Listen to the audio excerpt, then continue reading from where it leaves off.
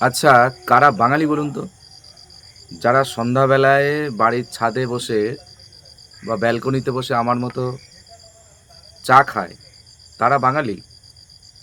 নাকি কলকাতায় বসে বাংলার পক্ষ নাম করে একটি রাজনৈতিক দলের টাকা খেয়ে যারা মানুষের কাছে কাছে গিয়ে জোর করে দোকান থেকে হোর্ডিং তুলে বাংলায় লিখতে বলে তারা বাঙালি? আজকে আমার তাই মনে হলো যে আপনাদের সামনে এই বাঙালি নিয়ে কিছু কথা বলা উচিত।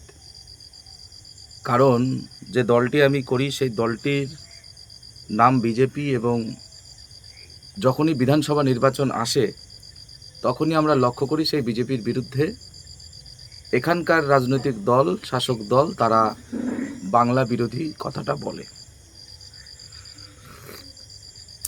এবার এখানে কিছু তথ্য দেওয়া দরকার। যেহেতু বিধানসভা ভোটের আগে কথাগুলি বলেন, তাই এক কথায় বাংলার মানুষকে বুঝে নেওয়া উচিত যেটা রাজনৈতিক একটা বক্তব্য বা রাজনৈতিক স্লোগান। এবার বিষয় হচ্ছে কেন রাজনৈতিক স্লোগান দেয় সেটা বিস্তারিত আমি বলবো। তার পাশাপাশি আজকে বাঙালি নিয়ে কয়েকটা কথা বলি। আমাদের রাজ্যের, অর্থাৎ একদম কুচবিহার থেকে শুরু করে কাকদ্বীপ, এইদিকে বীরভূমের লালমাটি থেকে শুরু করে আপনার এদিকে একদম দক্ষিণবঙ্গ, এই বিস্তৃত এলাকার মানুষের পরিবারের কারো সন্ধ্যার পরে যদি মারাত্মক রকমের কোনো সমস্যা তৈরি হয়, শারীরিক সমস্যা, তখন আমার মনে হয় সেই পরিবারের মানুষটি বুঝে যান যে আমরা বাঙালি, আমরা গর্বিত বাঙালি। কিন্তু এই গর্বিত বাঙালি হওয়ার পরেও কলকাতার ন্যাশনাল মেডিকেল কলেজ, কলকাতার আরজিকর মেডিকেল কলেজ, কলকাতার এসএসকেএম মেডিকেল কলেজের মতন জায়গাতে একটা আইসিইউ বেড আমরা জোগাড় করতে পারি না। আমরা এখানে কোনো এমার্জেন্সি পরিষেবা পাই না। তাই যার টাকা আছে সে বাধ্য হয়ে অ্যাপেলোর মতন হসপিটালে ভর্তি হয়, অথবা বেশিরভাগ মানুষ তারা ট্রেনের টিকিট কাটেন বা প্লেনের টিকিট কেটে ব্যাঙ্গালোর, বোম্বে, দিল্লি এবং চেন্নাইয়ের মতন জায়গাতে মেডিকেল ফ্যাসিলিটিস নিতে চান। তার কারণ তারা জানেন এখানে সিট পেতে পেতে হয় পেশেন্ট মারা যাবে, নাহলে পেশেন্ট সুস্থ হয়ে যাবে, তার পরিষেবা তিনি পাবেন না। পাশাপাশি আজকের দিনে বাজার মূল্য যা আছে, তাতে করে একটি বড়লোক যখন বাজার করতে যায় তাকেও মাছের দাম যা দিতে হয়, গরিব মানুষ তাকেও তাই দিতে হয়। তাহলে আমার রাজ্যে যেখানে প্রায় 80% বিলো পভার্টি লেভেলে আছে, তাদের 5 জনের একটা পরিবারকে যদি সংসার চালাতে চান তাহলে তার 15,000 টাকা পার মান্থ সর্বনিম্ন খরচ আছে। কিন্তু আপনারা বলুন তো, যে এই বাঙালি হওয়ার সুবিধার্থে আমাদের রাজ্য সরকার এই 15,000 টাকা ইনকাম করার মতন কোন পরিষেবা দিয়েছে? তাই যে কোনো মানুষ যার নিজস্ব কোনো জমি নেই, নিজস্ব ব্যবসার জায়গা নেই, ব্যবসায়িক প্রতিষ্ঠান নেই, বা তিনি খুব বেশি হাইলি স্কিল নন, তিনি বাংলা ছেড়ে, বাংলা পরিবার, বাঙালি পরিবার, মা বাবা, আত্মীয় স্বজন ছেড়ে তিনি 1,500-2,000 কিলোমিটার দূরে, কেউ চেন্নাই, কেউ ব্যাঙ্গালোর, কেউ কলকাতা, এই কোয়েম্বাটুর, কেউ মুম্বাই, কেউ যাচ্ছেন আহমেদাবাদ, কেউ সুরাট, বিভিন্ন রকম কাজ করতে, কেউ সুতোর কাজ, কেউ রূপোর কাজ, কেউ বিল্ডিংয়ের কাজ, কেউ কনস্ট্রাকশনের কাজ। কারণ তারা ওখানে গেলে এইটুকু জানেন যে বাংলায় কথা বলতে পারবো না ঠিকই, কিন্তু বাংলায় বসে আমার যে মা অসুস্থ অবস্থায় সন্ধ্যার সময় অধীর উৎসাহে বসে থাকেন, আমার যে বাচ্চা সন্তান স্কুলের ফিস দেওয়া, টিউশন ফিস দেওয়া, এইগুলো করতে গেলে আমাকে ওখানে বসেই কাজ করতে হবে। এই যে যারা এই কাজগুলো করেন তাদের সংখ্যা কত জানেন? প্রায় 1 কোটি।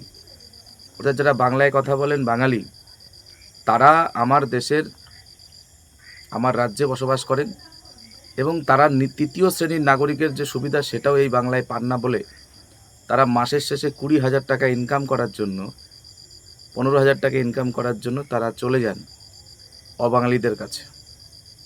আমারই দেশে আবার অনেকে আছেন যারা দেশ ছেড়ে দুবাই, আরব আমিরাত, এই সমস্ত জায়গাতেও যান।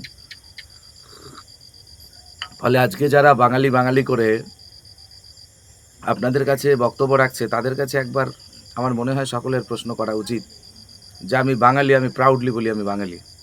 আমার 14 পুরুষ এই বাংলায় বসবাস করেছে, দেশের স্বাধীনতা সংগ্রামের জন্য লড়াই করেছে, কিন্তু তাতে করে আমার সরকারের কাছ থেকে আমার পরিবার কি পেয়েছে? পরিবারের কার কাজের ব্যবস্থা হয়েছে, পরিবারের কার মেডিকেল ফ্যাসিলিটিস উন্নত হয়েছে, পরিবারের ক্ষেত্রে কি সামাজিক সিকিউরিটি অ্যান্ড সেফটি দিতে পেরেছেন। আজকের দিনেও বাংলায় কথা বলা মেয়েরা সন্ধ্যার পরে বাড়ি থেকে টিউশন পড়তে যেতে ভয় পায়। কিসের ভয় পায়, কেন ভয় পায়? কারণ তারা প্রতিনিয়ত রেপ, শ্লীলতাহানির মতো ঘটনা ক্রমান্বয়ে দেখছে। এই রেপ আটকানোর দায়িত্ব কাদের? সরকারে কারা আছে? ওই ভোটের সময় বাঙালি বলা তৃণমূল কংগ্রেস। ফলে নাগরিক পরিষেবা ছেড়ে দিন, আমাদের রাজ্যে নাগরিক পরিষেবা বলে কিছু হয়ই না, কিছু বেনিফিশিয়ারি হয়। তাহলে নাগরিক পরিষেবা নেই, স্বাস্থ্য পরিষেবা নেই, কর্মসংস্থান নেই, কোনো উজ্জ্বল ভবিষ্যৎ নেই, সামাজিক নিরাপত্তাও নেই। আপনার বাড়িতে যদি টাকা থাকে, সম্পত্তি থাকে, গহনা থাকে, আপনি দুদিন বাড়ির থেকে বেরিয়ে যাবেন, দেখবেন আপনার বাড়িতে চুরি হয়ে গেছে। কেন চুরি হচ্ছে? কারণ যারা চুরি করছে তারাও জানেন যে এখানে কোনো কাজের ব্যবস্থা নেই, তার বাড়ির সন্তানকে বড় করতে গেলে তাদের অন্য কোনো বিকল্প রাস্তা নেই, চুরি করতে হবে। চুরি করলে ধরা পড়লে তারা জানে ধরা পড়লে জেল হবে, জেল হলে 3 মাস পরে ছাড়া পেয়ে যাবে, কারণ বিচার ব্যবস্থা এখানে নেই। এখানে কোনো অপরাধী শাস্তি পায় না। শাস্তি কারা পায়? যারা রাজনৈতিক কর্মী, তারা বিনা কারণে কেউ 6 মাস জেল কাটছে, কেউ 1 বছর জেল কাটছে, কেউ বাড়ি ছাড়া হচ্ছে, কেউ ঘর ছাড়া হচ্ছে। এইটা যখন আজকের পরিবেশ, তখন যারা আপনাদের সামনে সেই বাঙালি এই স্লোগান তুলবে, আমার মনে হয় তাদের সামনে সমুচিত জবাব আপনাদের সকলের দেওয়া উচিত। সময় এসছে জোটবদ্ধ হওয়ার। আমরা প্রত্যেকে বাঙালি, কিন্তু তার পাশাপাশি এটাও বলতে চাই যে সিপিএম এবং তৃণমূল কংগ্রেস মিলে এই প্রায় 45 বছরে বাংলা থেকে বিশ্বমানের কোনো প্লেয়ার তৈরি হয়নি। বিশ্বমান ছেড়ে দিন, আন্তর্জাতিক ভারতবর্ষ লেভেলে অর্থাৎ ন্যাশনাল লেভেলে কোনো প্লেয়ার তৈরি হয়নি।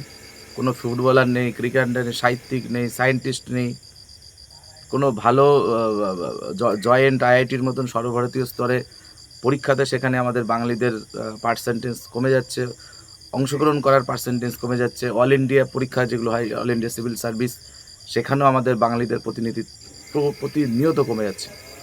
ফলে ভারতবর্ষের নিরিখে বাঙালিদের পিছিয়ে যাওয়া হচ্ছে। মেধার কমতি ছিল না, যাদের মেধা আছে তারা ইঞ্জিনিয়ারিং পড়তে, মেডিকেল পড়তে আজকে বাংলার বাইরে যাচ্ছেন, এবং পড়ার পরে তারা আর বাংলা মুখও হচ্ছেন না।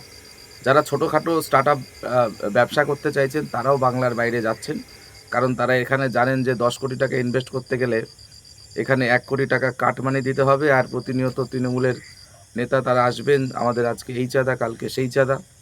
ফলে নতুন কোনো ব্যবসায়ী এখানে নেই, বড় ব্যবসায়ীরা এর আগেই পালিয়ে গেছে।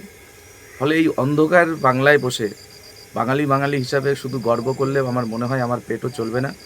সন্ধ্যাবেলায় চা আমরা খেতে চাই, এটা আমাদের ট্র্যাডিশন, কিন্তু পাশাপাশি এই চা কেনার মতো ক্ষমতা আমাদের রাখতে হবে, এবং সেটা দেওয়ার ক্ষেত্রে রাজ্য সরকার 200% ব্যর্থ।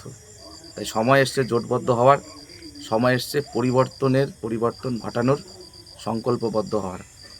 আসুন 26-এর নির্বাচন, বাঙালিদের সিদ্ধান্ত নিতে হবে।